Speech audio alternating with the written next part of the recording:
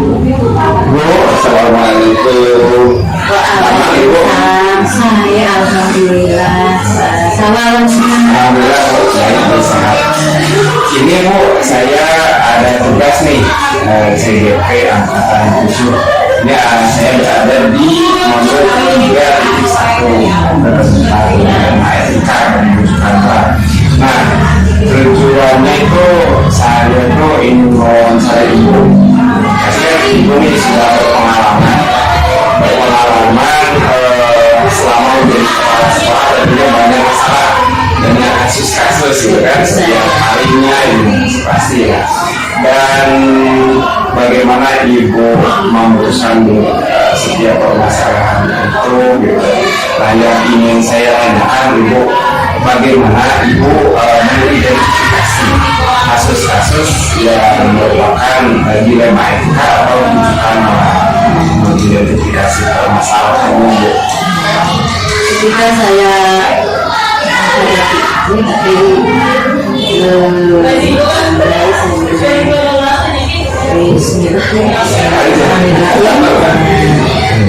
ketika saya menghadapi kasus-kasus seperti itu, sebetulnya itu adalah tujuannya tujuan baik ya, tujuan yang memiliki yang dianggap memiliki tujuan baik. Tetapi dalam hal ini tentu kita harus bijaksana. Dalam menginterpretasinya saya melihat dulu apa sih yang menjadi visi seseorang sehingga ingin memutuskan atau ingin menyampaikan sesuatu itu di arah mana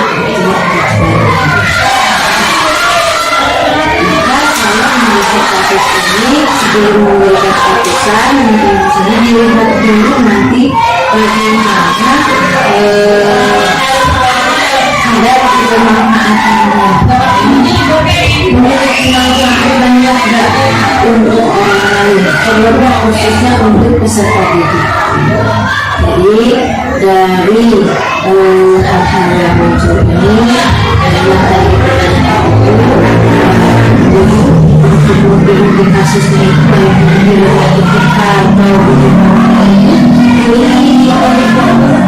intisarinya bermanfaatan banyak mana yang bermanfaat dari kasus tersebut. Jika hal ini lebih banyak manfaatnya maka itu yang diperlukan. Jika ini kurang begitu bermanfaat, ini menurut saya disimpan dulu prioritaskan yang memberikan manfaat.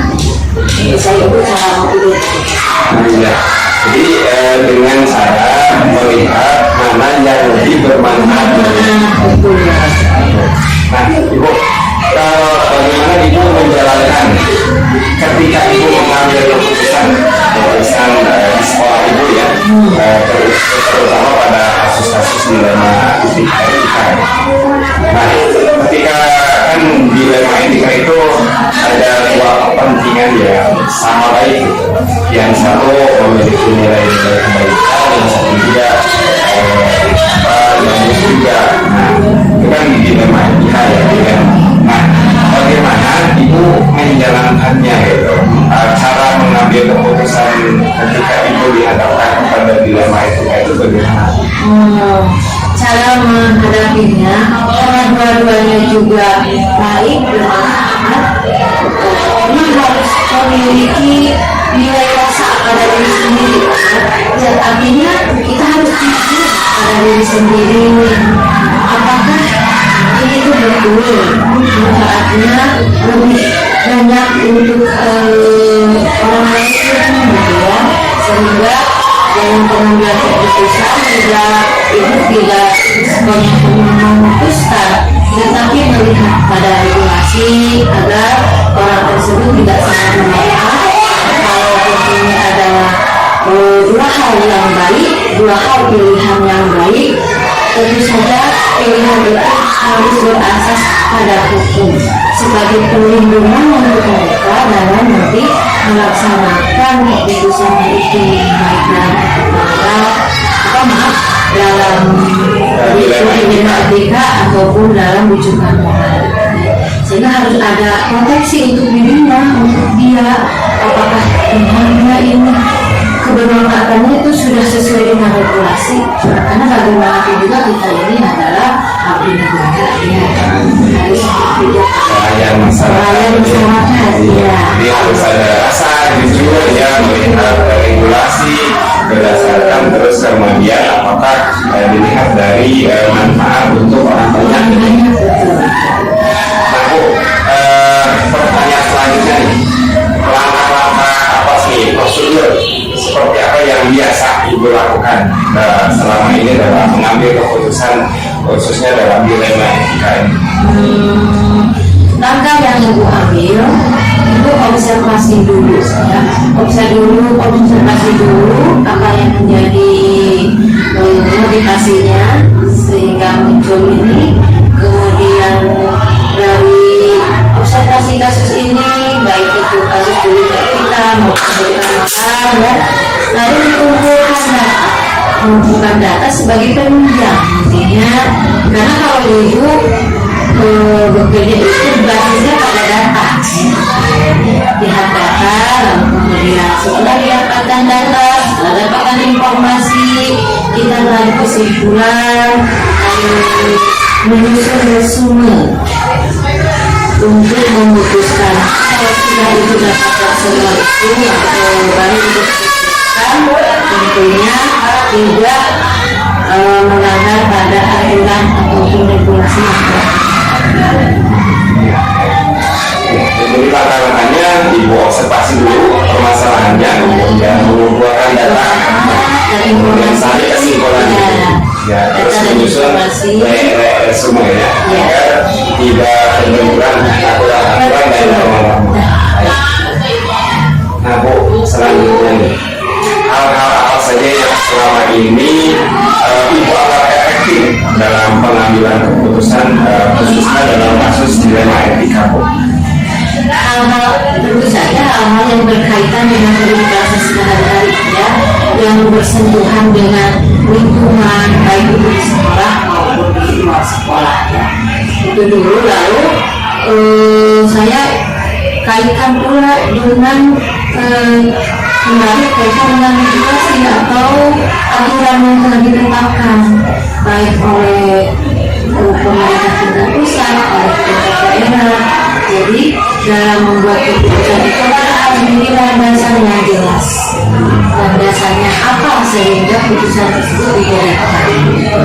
Itu menilai dari nilai sosial juga, dari nilai ekonomi juga. Kalau ini sudah bagus, ini sudah sesuai, baru saya putuskan. Ya. Jadi Ibu agar lebih efektif melihat ke aturan yang ditetapkan, kemudian memiliki dasar yang jelas, ya, nilai sosialnya juga Selanjutnya Ibu, hal-hal apa saja nih yang selama ini yang merupakan tantangan dalam pengambilan keputusan pada kasus di dilema etika? Tantangan apa nih? Tantangannya pasti ada ya.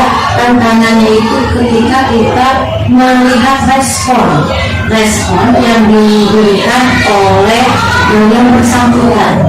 Apakah keputusan saya ini diterima dengan berbeda? Artinya dia paham maka saya memutuskan ini, dia paham juga tentang aturan regulasi, sehingga terdapat suatu chemistry antara saya dengan yang bersangkutan bahwa saya memutuskan untuk memilih atau mengambil opsi A, opsi B ini karena landasannya itu, karena landasannya aturan, sehingga kita tidak kemana-mana dalam menjalankan programnya itu atau menjalankan keputusannya. Selama ini, apakah itu memiliki sebuah jadwal tertentu apabila dalam sebuah penyelesaian kasus dilema etika, atau Ibu langsung menyelesaikan pada waktu itu di tempat itu, dan bentuknya seperti apa prosedurnya? Apakah Ibu dijadwalkan atau langsung ditempatkan itu harus selesai dan prosedurnya seperti apa gitu. Kalau kami itu melihat situasi dan kondisi dalam memutuskan, ya, apakah ini krusial diputuskan sekarang atau misalnya bisa ditahan dulu, artinya begini, saya dijadwalkan dulu, kita pelajari dulu apa yang menjadi alasannya. Jadi ada jadwal, ada tata kelola untuk memberikan keputusan.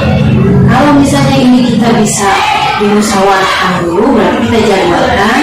Saya juga tidak bekerja sendiri, pasti memanggil atau mengundang tim dari sekolah, dari PKS, tergantung keputusan yang kita harapkan itu dalam apa itu namanya, kepentingan segi apa, misalnya ya, seperti kita misalnya ada keputusan keterkaitannya dengan kurikulum atau dengan kesiswaan atau hal-hal lainnya, maka saya mengundang tim untuk sama-sama bermusyawarah. Ya, jadi penyelesaian masalahnya bisa langsung, bisa terjadwalkan, situasional gitu ya. Memerlukan bantuan, misalkan PKS gitu ya.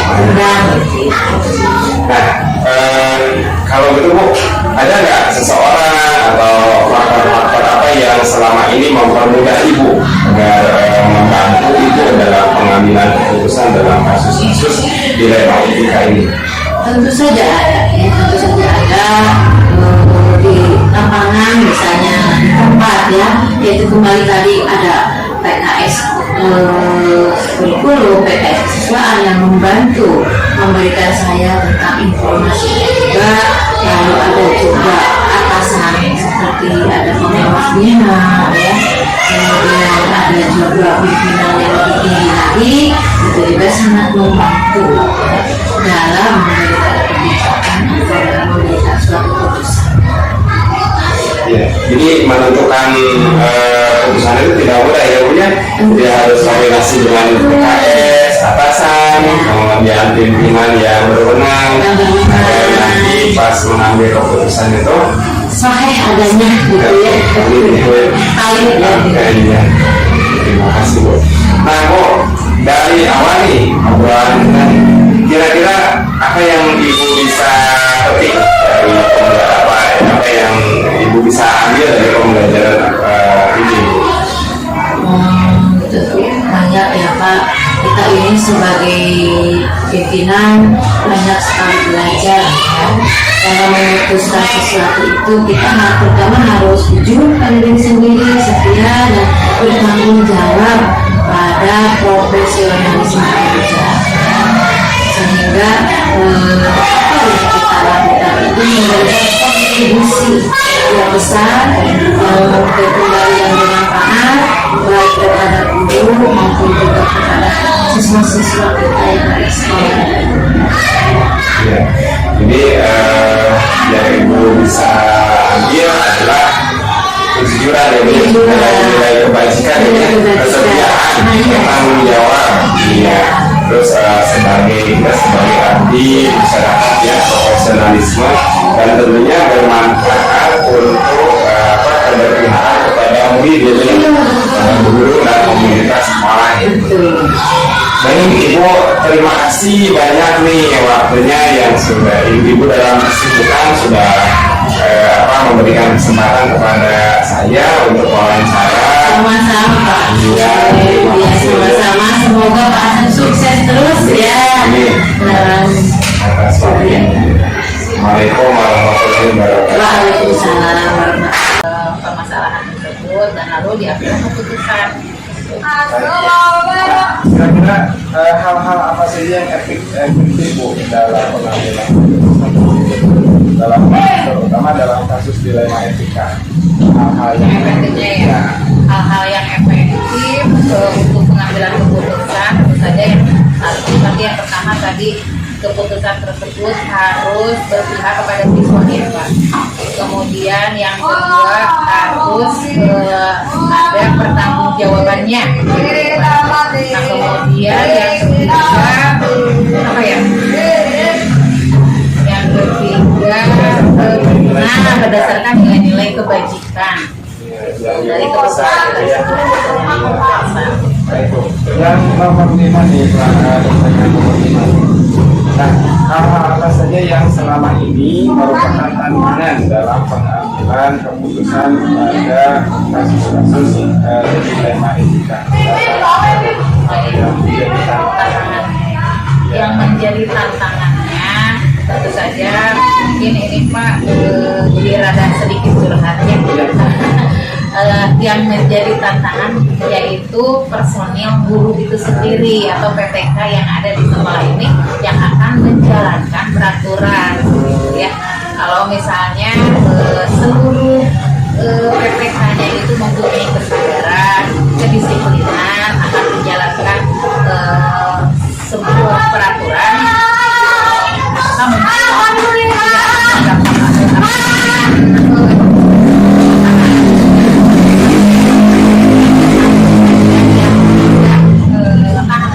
kepada aturan yang maka Ada bentrok, seperti itu ada aja Pak, betul. ada kepentingan pribadi. Nah, betul. Baik Bu, sama ini yang kata Bu. Nah, apakah Ibu memiliki sebuah jadwal? Kalau misalkan ada pesanannya, Ibu apakah ada jadwal yang dijadwalkan atau Itu masalah. ya atau misalkan Ibu juga selesai pada waktu itu juga tanpa dijadwalkan apa harus selesai karena masalahnya banyak, dan ketika mengambil keputusan itu apakah dijadwalkan atau langsung prosedur apa yang digunakan? Tergantung masalahnya mungkin Pak. Kalau masalahnya adalah masalah yang tidak rumit dan bisa langsung diselesaikan, ya diselesaikan waktu itu juga. Jadi masalahnya tidak rumit, ya. Setelah dianalisis, oh mungkin ini hanya yang kasusnya ringan seperti itu bisa diputuskan langsung dari itu juga.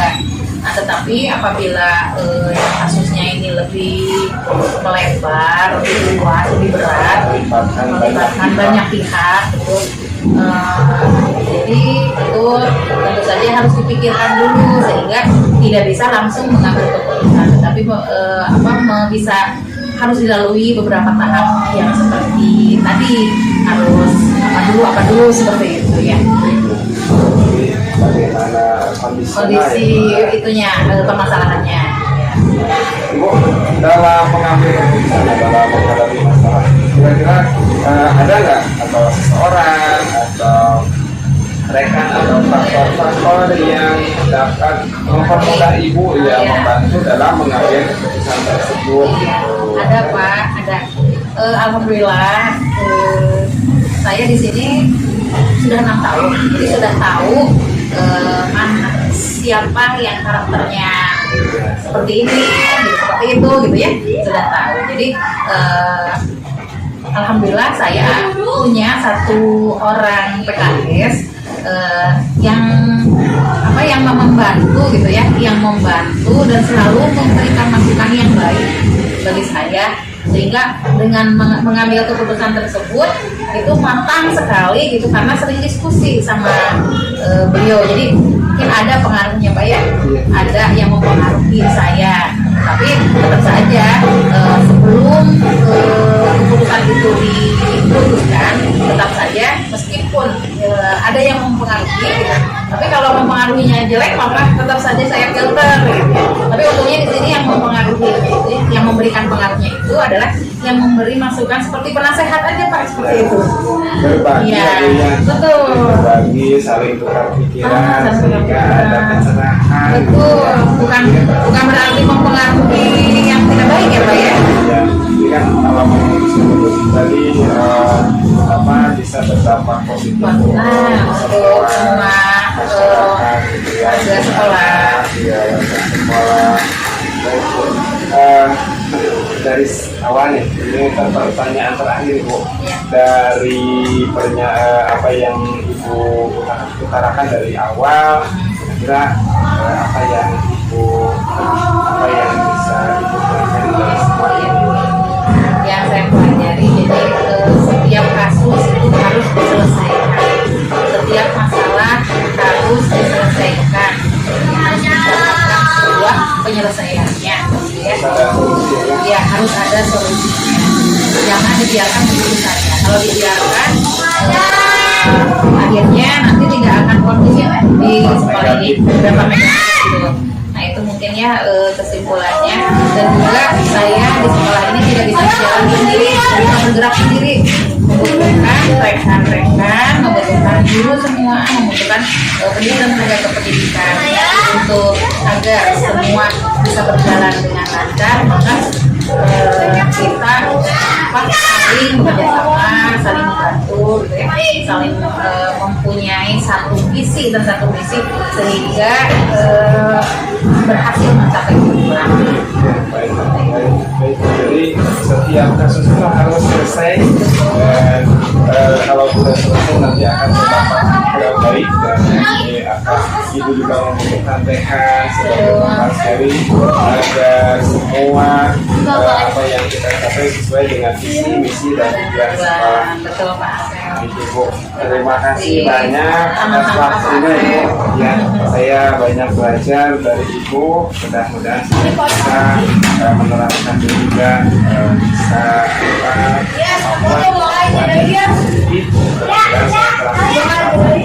Salah Pak Asep.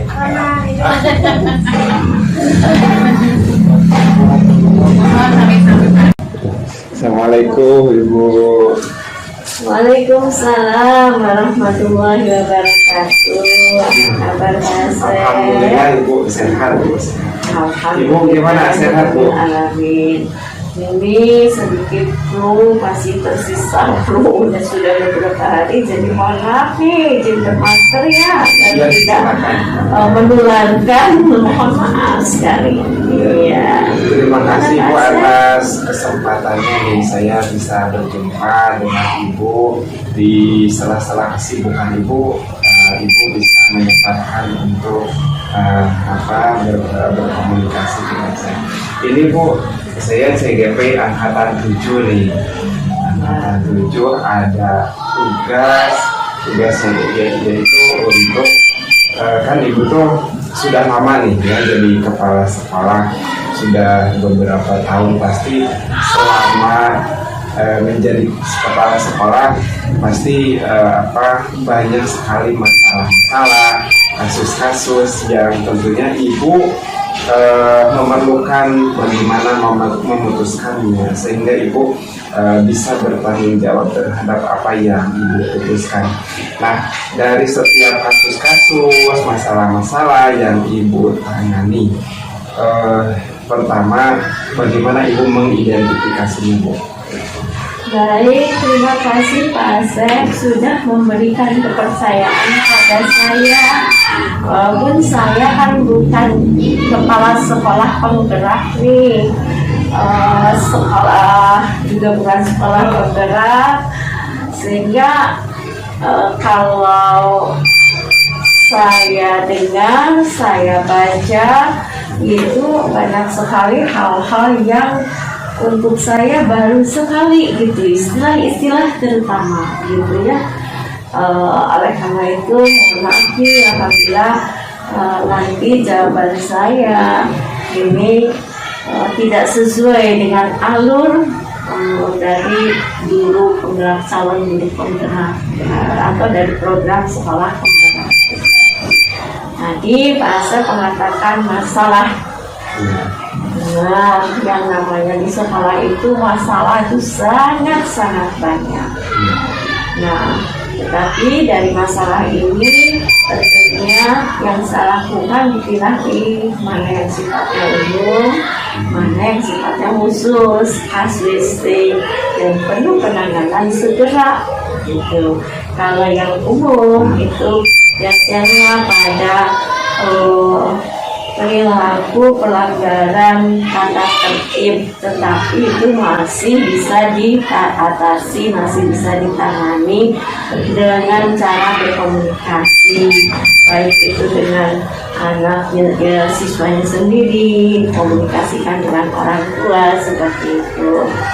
Nah, tapi kalau yang kasuistik ini tentunya perlu penanganan yang lebih spesifik.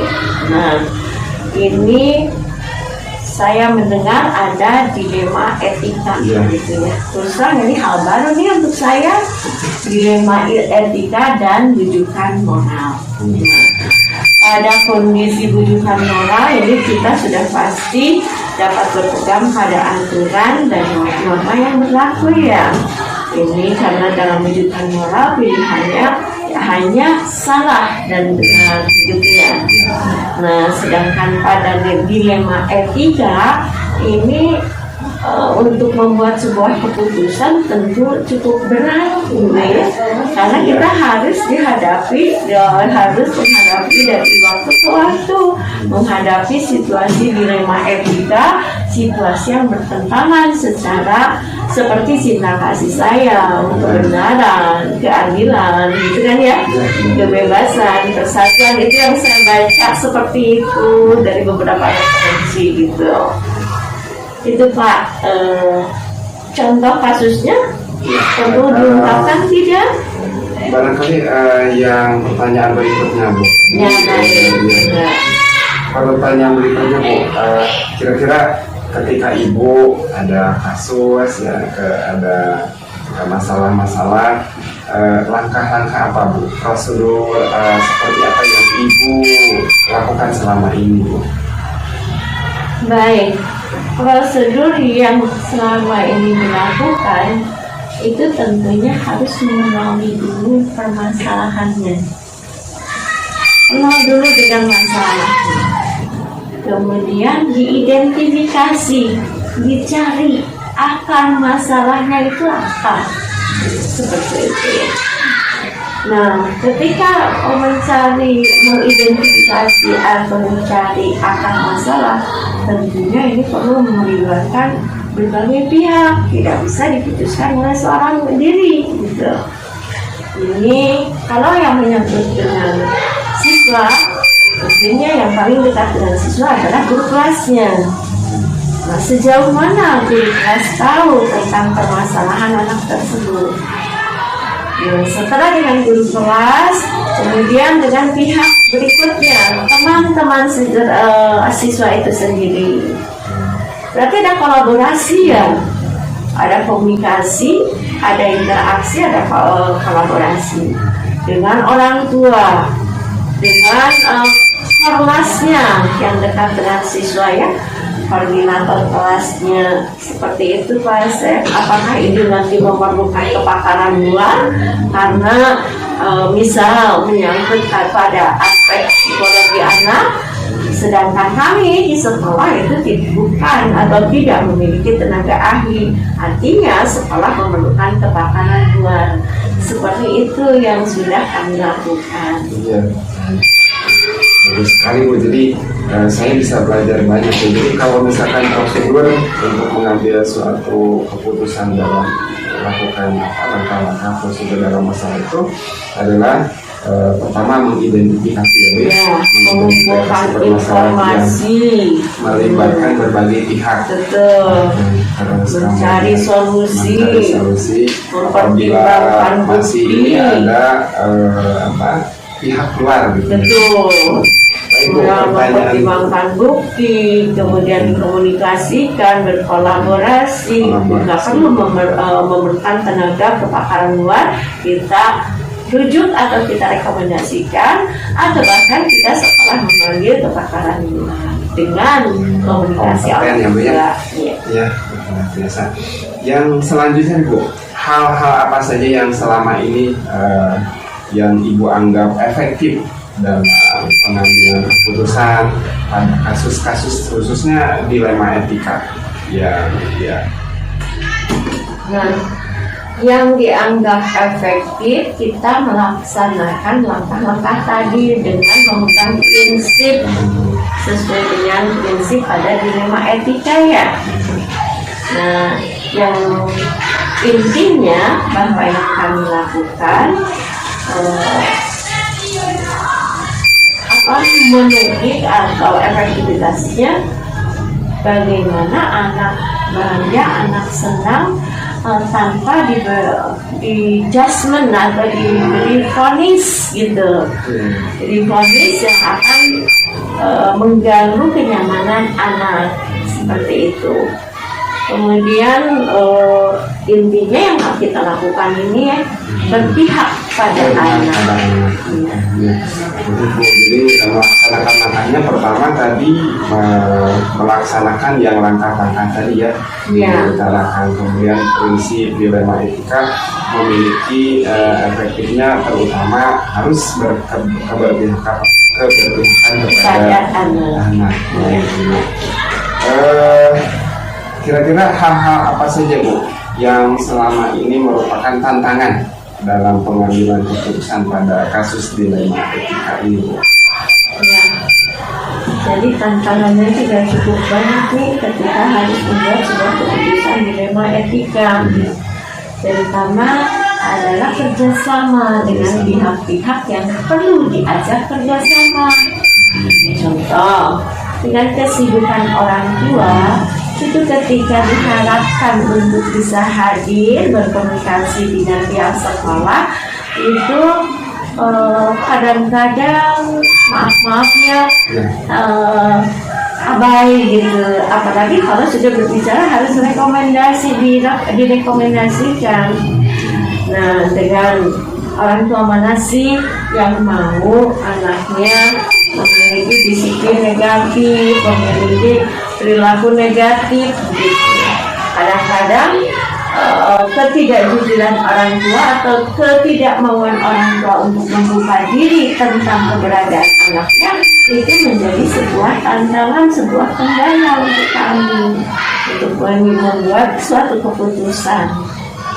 Jadi kendalanya berarti di kesepakatan waktu menentukan, karena ada betul.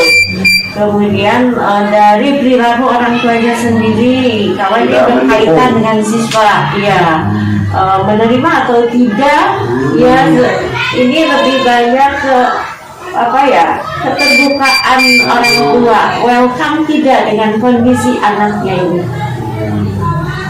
Jadi perilaku orang tua tidak terbuka, ya, atau tidak menerima anaknya merasa bersalah gitu ya, pada posisi bersalah. Baik Ibu, yang selanjutnya nih, apakah Ibu memiliki sebuah jadwal kalau misalkan untuk menyelesaikan kasus dilema etika? Apakah Ibu langsung menyelesaikannya di tempat atau memiliki sebuah jadwal untuk menyelesaikannya? Iya, baik. Karena di SD ini sifatnya menyeluruh, seorang guru kelas mempunyai tugas ya sebagai wali kelas ya, sebagai guidance counseling ya, tugas BP begitu. Jadi di SD kan tidak punya petugas khusus untuk BP bimbingan counseling. Nah, oleh karena itu kami terus terang saja tidak terjadwal Pak. Jadi ketika kalau berbicara baik itu rujukan moral ataupun dilema etika, itu kita sifatnya temporer, insidental gitu. Kalau temporer artinya ada jadwal ya. Nah, lebih ke sifatnya insidental. Begitu ada kasus harus segera diselesaikan. Jangan sampai kasus itu, masalah itu berlarut-larut sehingga berdampak pada siswa lainnya gitu. Jadi harus segera diselesaikan sampai tuntas. Itu juga ya Bu ya? Iya, betul.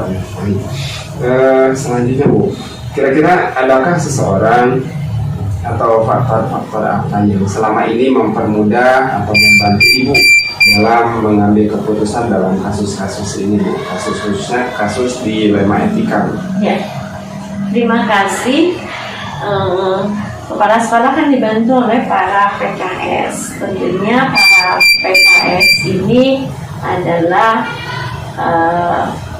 artinya mempunyai dedikasi, loyalitas, dan kompetensi di atas rata-rata seperti itu. Nah, yang pertama dan membantu saya adalah para PKS ini. Ada PKS kurikulum, di sini udah di sudut pandang kurikulum seperti apa, pertimbangannya seperti itu kan. Ada dari PKS kesiswaan mempertimbangkan bagaimana komunikasi, interaksi siswa dengan sesama siswa lagi Ada gitu. porsi-porsinya Iya, ada ya, Bu, ya. porsi-porsinya. Nah, ini sangat-sangat membantu peran mereka ini seperti itu.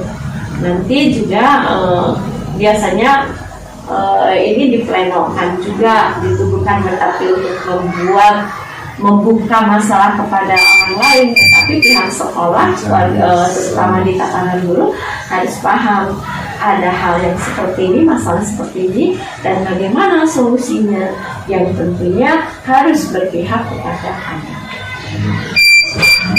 Jadi Ibu lebih dibantu oleh para PKS ya, iya. yang memiliki tugas dan tanggung jawabnya masing-masing. Ada yang Ibu tugaskan dan mereka adalah yang memiliki loyalitas yang hebat gitu ya. Tentunya seperti itu. Di atas rata-rata. Kemudian bukan ketika masalah itu bukan untuk diketahui, tapi kita harus memahami ya, Harus paham. memahami Betul. masalah tersebut dan mencari Solusinya. Iya.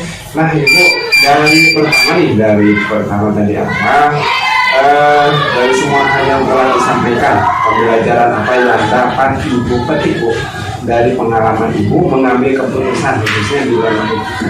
Ya, pertama ini yang dapat dari berbagai dapat saya petik, saya jadi kenal dengan istilah dilema etika dan didikan moral. Ternyata bahwa sebuah masalah tidak bisa diputuskan begitu saja tanpa melalui langkah-langkahnya dengan berpegang pada prinsip-prinsipnya. Sehingga di sini kita memahami bahwa seorang kepala sekolah pun walaupun punya kapasitas memutuskan diskresi, tetapi tetap perlu kolaborasi, perlu komunikasi melibatkan berbagai pihak. Itu yang dapat saya petik dari kegiatan atau pembelajaran tentang pengambilan keputusan. Sebenarnya saya juga baru hal ini saya CGP belajar tentang dilema etika, rujukan moral. Itu memang kalau ya dulu mah sudah merasakan, cuma ada ternyata ya langkah-langkahnya ketika kita ada masalah yang berhubungan dengan dilema etika, ya Ibu katakan di sini harus mengikuti langkah-langkah ya yang harus diputuskan. Ya, hal itu memang saya juga sering dalam kehidupan sehari-hari, baik di keluarga, gitu, anak, kita membuat jadi dilema gitu. Betul sekali nih, kalau dikaitkan dengan ini mungkin kita perlu evidence gitu. Tidak sekedar prediksi, kemudian opini. Yang opini ini kan lebih ke pendapat sendiri yang jadinya muncul suudon ya, asumsi gitu. Jadi perlu sekali dia melaksanakan langkah-langkah ini. Saya juga berharap mendapatkan keterampilan menjadi pembiasaan ada di dalam diri saya gitu. Bagaimana kita ketika dihadapkan kepada masalah-masalah dilema etika itu harus secara refleks gitu. Jadi langkah-langkahnya sudah ada di dalam diri, jangan sampai membaca dulu. Nah, itu artinya langkah-langkahnya apa ya gitu. Ya, harus mendarah daging tertanam dalam diri kita ya, supaya kita menjadi kemampuan seorang pemimpin pembelajar. Betul sekali. Dan hal ini terima kasih Ibu sudah memberikan pengalaman yang luar biasa dan mudah-mudahan saya bisa seperti Ibu ketika mengambil keputusan itu dari berbagai hal mencari solusi itu ternyata tidak mudah. Baik Ibu, terima kasih sekali lagi atas waktunya, atas ilmunya. Mudah-mudahan Ibu selalu ada di dalam keberkahan. Amin ya Allah ya Rabbal Alamin. Doa yang sama untuk Pak Asep dan keluarga. Nah, Pak Asep CGP ini tentunya besar harapan untuk menjadi seorang pimpinan pengajar yang visioner. Ya Ibu, kan saya yang dulu pernah jadi kepala sekolah. Saya banyak belajar dari Ibu gitu. Saya seperti orang tua, saya yakin Ibu sangat memiliki kemampuan, makanya saya ingin sekali mewawancarai Ibu gitu. Terima kasih. Terima kasih atas kepercayaannya. Semoga berkah dan sehat selalu ya. Amin, amin.